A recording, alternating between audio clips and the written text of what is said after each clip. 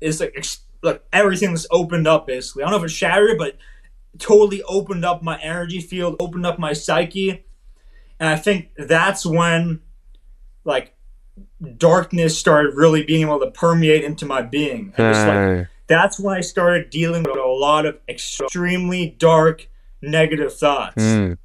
And after that fall, around then, yeah, it might have started before that. Like I feel like a lot of people have like these dark thoughts, but also they might just be like subconscious, where you're not actually perceiving their thinking. But I think this whole experience elevated my consciousness to the point where just like all this subconscious stuff started coming up, and then also just like I was just thinking like the worst thoughts ever, man. Like something was telling me to like share it on this podcast. Honestly, like this is my story. This is why like this is what put me in so much pain.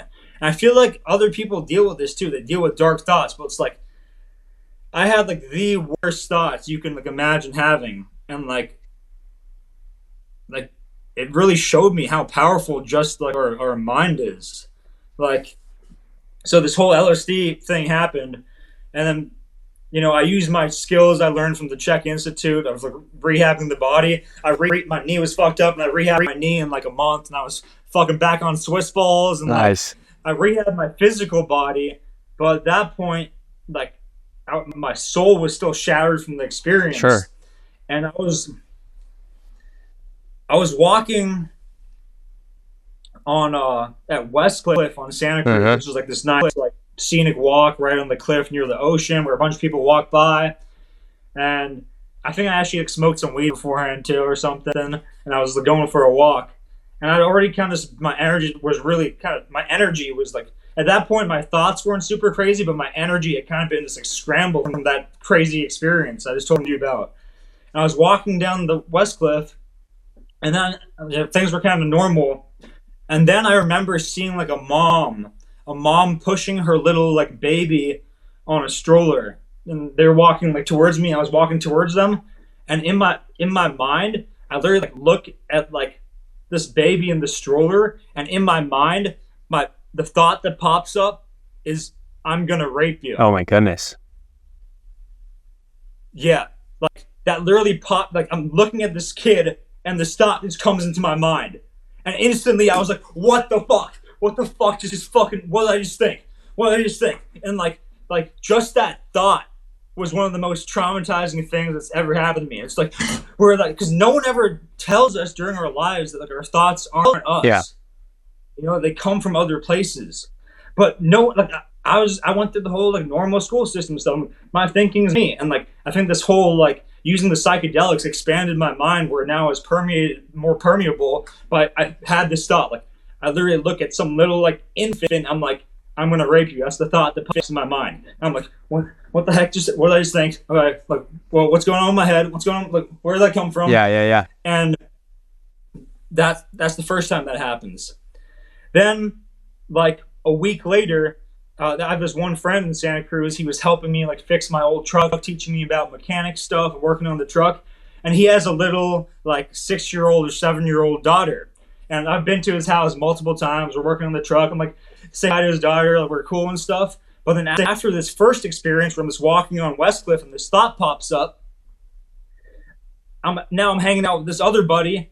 And like before I'm going there, I just like randomly start thinking, I'm like, oh shit, hopefully that thought doesn't come back. Like, hopefully that thought doesn't come back. Hopefully it doesn't come back. And it's like, then obviously I'm fucking there like doing stuff. And this thought comes back. Of course. You know, and it's like, then I think the same thing. Like, I'm gonna rape you to this like other girl. Just thought, I'm like, what the fuck? Stop thinking this. Stop thinking this. Like, you know, I'm like, then basically that's how the whole thing started. It just randomly popped up this one time, and this thought was so fucking like evil, and I didn't know how to fight dark thoughts.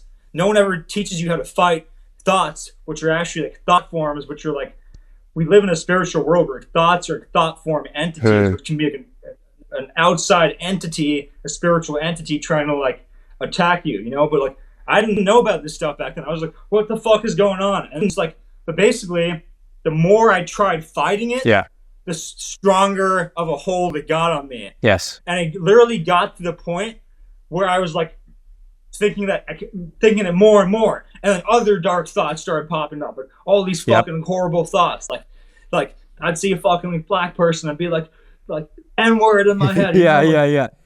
That, then start thinking that, or it's like, I'd just be driving on the road and think like I'm gonna kill you or something. Yep. But like I don't know, like these thoughts were just like so, like I couldn't detach myself from them.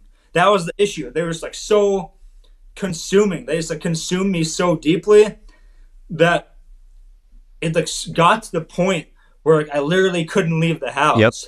Like it started giving me social anxiety where it's like I didn't want to interact with anyone, because now it started out with this one thought, but now it was like this any kind of fucking like dark thoughts, and it just grew and grew, and the darkness, like these dark thoughts just grew to the point where like anytime I was going out of the house, even to go on a walk around the neighborhood, I'd fucking like be thinking these thoughts. And I think I was so like sensitive to it because after like doing that first did I already do my Qigong? No, this is before I did the Qigong. But after doing the drugs, the LSD and the mushrooms, I became more sensitive to energy. Yeah. So I could feel how my thoughts were actually like getting sent to the other person.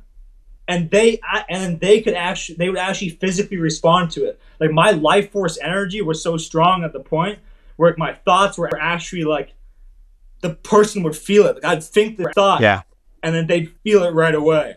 Well, first, let me commend you for being so honest, because you're not the only person that goes through that type of those type of thoughts.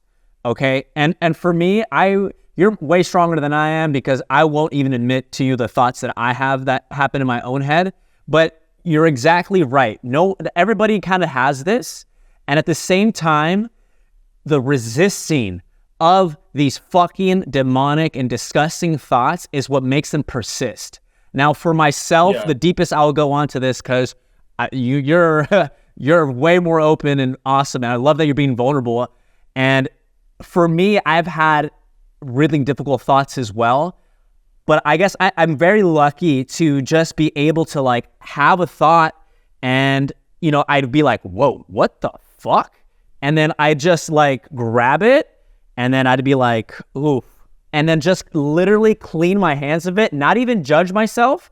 I even kind of understood that since these thoughts are really taboo, or to even think these things, would be in the eyes of another person to have extreme criticism upon yourself, that you criticize yourself with the same force and the same might, that creates this resistance.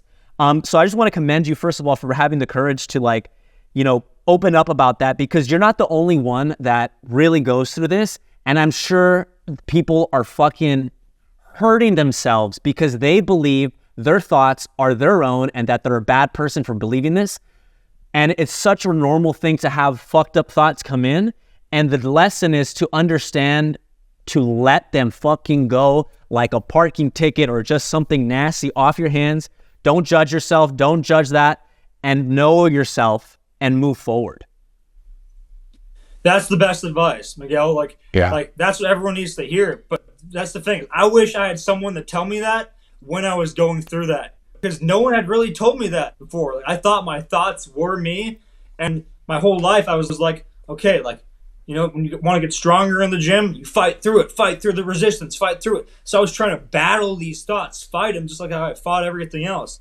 And the grip just got stronger and stronger, and it showed me it sounds kind of silly that because most people now I'd do the same thing. Now I'd be like, get out of here. That's not man, I just kind of brush it off, But it was hard to do that. And the stronger it got, it's just like it gets so ingrained in your nervous system, where it's like it just starts crippling you, and it literally like crippled me mentally. So people look at me now and they see me on Instagram and being like pretty confident and social and like stuff like that. I literally couldn't talk to anyone. I couldn't leave my house. I couldn't do anything. I was like crippled because I let this get to that point. So I just want to say that anyone listening to this right now who is having like dark thoughts like that, listen to what Miguel said. Just like let that shit go. That shit is not you. Be stronger than it. And one of my mentors that really saved me on my journey or helped me a lot, her name is Roseanne Grace.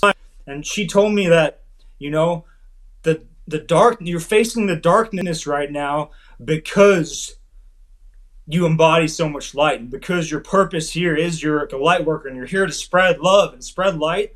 So the darkness wants you even more. So to all you people out there right now that are going through any kind of similar thing, mental issues, you're just in a lot of darkness right now, just know that, the dark wants people that hold the most light. So just, it's happening.